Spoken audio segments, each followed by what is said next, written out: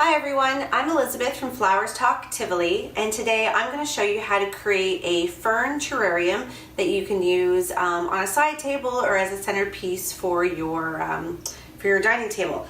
I've had this container sitting around my house for quite a while. I have done cherry blossom branches, forsythia, curly willow in it. Sometimes I'll do a little bit of greenery with a covered candle in there for the holiday time. But I thought this would be really great to show you how to create a terrarium that you can place on your dining room table. I've got a fairly rustic dining room table that's really big and square, so I need something that's pretty substantial to go on my table. And I love ferns, but I find them extremely finicky as far as watering goes. So when you have a 4-inch potted fern about this size, you need to be checking on the watering of that at least twice a week. Once I plant this into the terrarium, it could probably go about a week to about a week and a half without water. So this is a good way to be able to have ferns, be able to go away for a little bit, and then not have your ferns die on you. So the three that I chose to work with today are the staghorn ferns. I love that this has a little bit almost like a suede kind of feel to it. I think they're just really great plants. There's lots of texture to them. We also have the button fern, which is really cute. It's got lots of little tiny leaves on it. Very delicate compared to the staghorn fern. It will give a nice contrast as far as the textures go. And then this is an autumn fern. It's called an autumn fern because when it gets the new growth at the top, it has a little bit of some coloring to it. I don't know if you can see there's a little bit of the burgundy there. And again, really nice texture. I love the little underpart pieces of the little growth in there too. And it'll just help us create this really nice symmetrical arrangement within this vase. So I've already gone ahead and I've put the river rock in the base of my container so you don't have to hear the clanging with the glass. But the river rock is decorative, but it's mostly to help with our drainage too. Because these large containers don't have any drainage and we don't want our ferns to sit in too much water, we want to be able to have a little bit of a rock bed there so that it will stop the roots from sitting right in the water if you tend to be an overwaterer. You could use broken up clay, you could use shell, you could use sand, you could use a couple of other things. I like the river stone just because it's really natural, and again my home's a little bit more rustic modern, so this stone works nice for me. So I'm going to start off by putting some of the Promix in here. Promix is a great soil that we carry in the store. It is perfect for tropical plants. We do have different ones. This one is specifically for tropical plants. If I was doing a cactus or succulent terrarium in this, I'd be using more of a succulent mix that has the sand in it. But this one is perfect for the tropical plants. So I'm just going to put a little bed in the bottom there. Go. Just take and move that around a bit.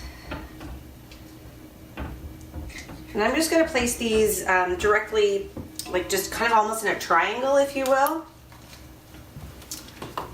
So I've got my staghorn here.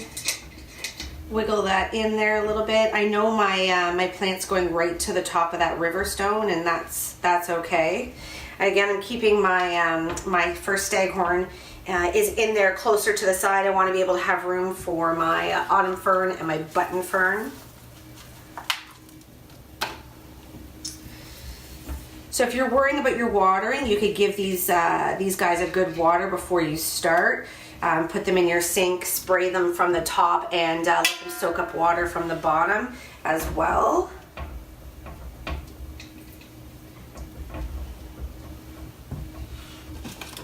And then you can just keep going back and adding the soil in it. Oops. There we go. And just making sure that you're going to the same line as the soil that's already in your plant. You don't want to start burying your leaves underneath the soil, but you also don't want to have your fern popping out of the new soil that you're putting in there. it'll dry out quite a bit if you do it that way. So the last one will be my little button fern here. Nestle that in there. Don't pack the soil down too much around it, still allow some air to get in there. And then maybe a little bit more soil.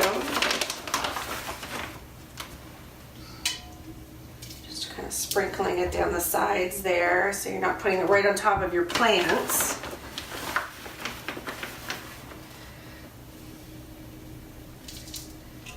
And by using a container like this, it will help keep some of the humidity inside the terrarium as well, so the plants won't dry out as much. Ferns really love a lower light, higher humidity environment for them. Kind of think of the base of the rainforest. They're protected by those big tall trees. They're at the bottom where they can get lots of moisture and shade.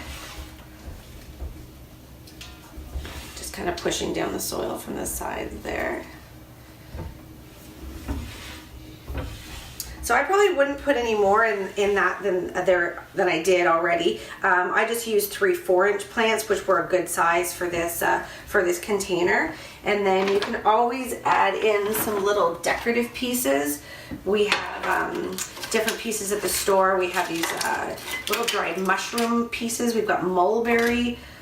Little pieces of root, parts of little pods, and if you wanted to add in some moss, you could do that as well. So just to kind of break up the color of the soil, just some little pieces around decorative.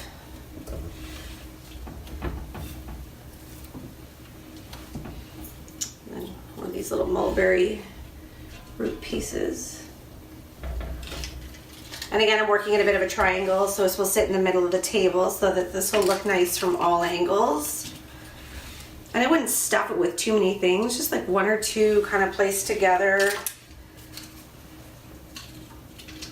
You still want to be able to see the soil. You still want to be able to have room for your plants to spread out a little bit, which they will in there. So for the watering of this, I was just giving it a water, probably about I'd say about a cup of water, but once a week or so. You could probably go about 10 days, and then watering just a little bit around each of the plants, really gentle. You don't want to use a big milk jug or something where it's just going to beat down the leaves of the plants. And then just make sure to evenly distribute so that all the ferns are getting some water there. And they also like, again with the humidity, spritzing. So you can give them a good spritz every couple days or so. They'd be happy with that. Especially in the winter, our furnaces really dry out our homes. So they would be happy to have some water on their leaves. So just a couple times a week, and that will be happy. And then I will place this on my dining room table where it gets not much light, so it'll be more. The room is bright, but it's not sitting in sunlight, so it'll be really happy there. So yeah, and then I'll check on this watering. If I can see that when I stick my finger in, if it's really dry after a couple of days up until my first knuckle, then I'll probably add a little bit of water. But they prefer little bits here and there as opposed to letting them get drenched, sitting in too much water. It stresses the plants out too much, so I wouldn't do that. So until I kind of get into a bit of a watering routine with this, I'll check on it every couple days just to make sure it's happy, and then I'll change my watering accordingly for that. But that is it. I hope you liked this really simple DIY that you can do at home. Just find a really fun container and enjoy. Add some plants to it and bring some life into your home and some plants that help clear the air. If there's anything that you would love for us to teach you, please just drop a note in the comment below, and I'd be happy to do a DIY or do an informational video on something that you'd really like to know and learn. And until then, we'll see you at the shop, and have a beautiful day.